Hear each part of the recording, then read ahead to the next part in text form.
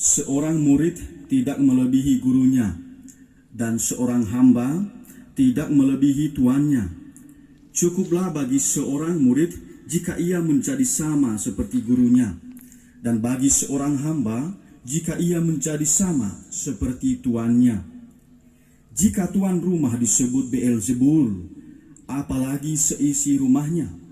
Jadi, janganlah kalian takut kepada mereka yang memusuhimu, karena tiada sesuatu pun yang tertutup yang takkan dibuka, dan tiada sesuatu pun yang tersembunyi yang takkan diketahui.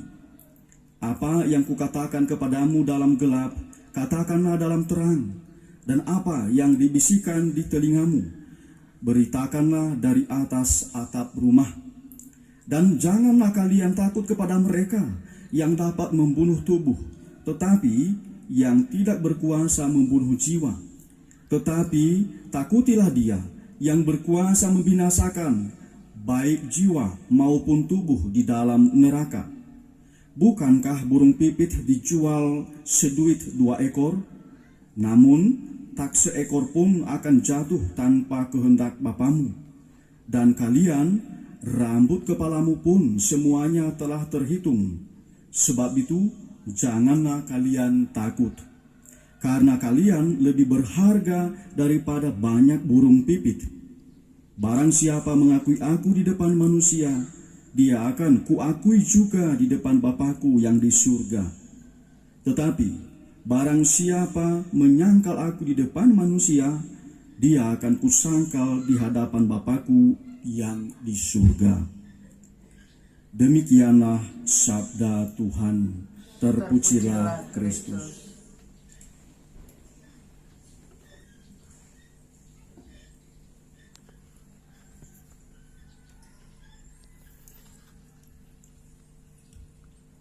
Saudara-saudari terkasih, tentu saja kita merindukan dunia yang damai, keluarga yang rukun, relasi yang baik, harmonis dalam keluarga, antara suami istri harmonis, antara orang tua anak harmonis, antara saudara-saudara juga harmonis.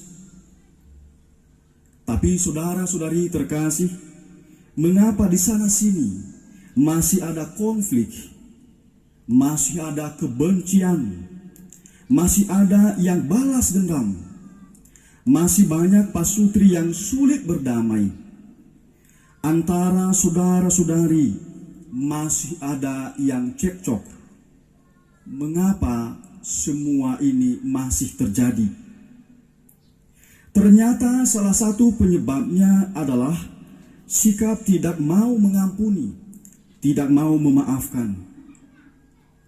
Hari ini kita belajar dari firman Tuhan melalui kisah Yusuf.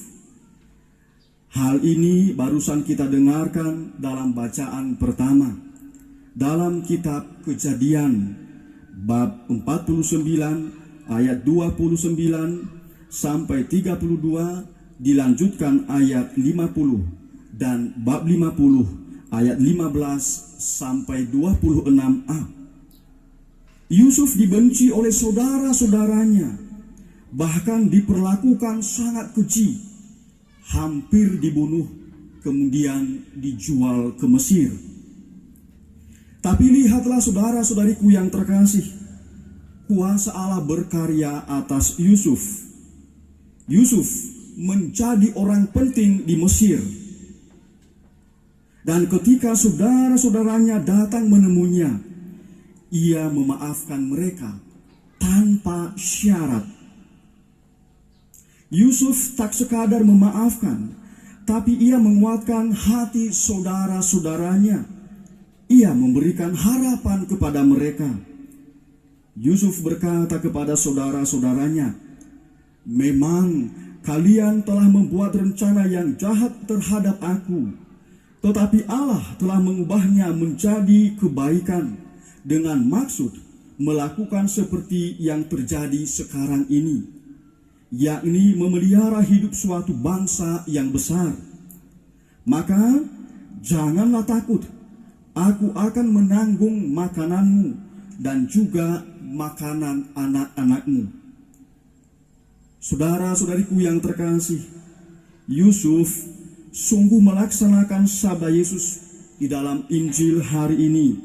Injil Matius bab 10 ayat 24 sampai 33, bahwa ia lebih takut kepada Allah daripada takut kepada mereka yang dapat membinasakan tubuh. Yusuf tidak dihantui ketakutan. Dia tidak memelihara kebencian, kendati hampir dibunuh dan oleh saudara-saudaranya.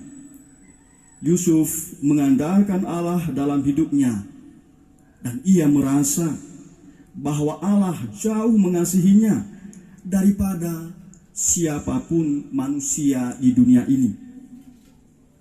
Hari ini kita merayakan peringatan wajib Santo Bonaventura, uskup dan pujangga gereja.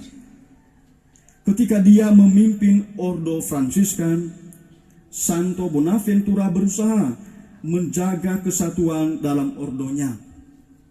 Berbagai konflik dibereskan, berbagai kebiasaan yang salah ia tertibkan. Pada tahun 1274, Santo Bonaventura menghadiri Konsili Lyon kedua. Konsili ini berhasil menyatukan kembali gereja Yunani dengan gereja Latin. Tentu saja Santo Bonaventura punya andil di dalam keputusan itu. Santo Bonaventura meninggal dunia di sela-sela Konsili Lyon tersebut. Santo Bonaventura, doakan kami.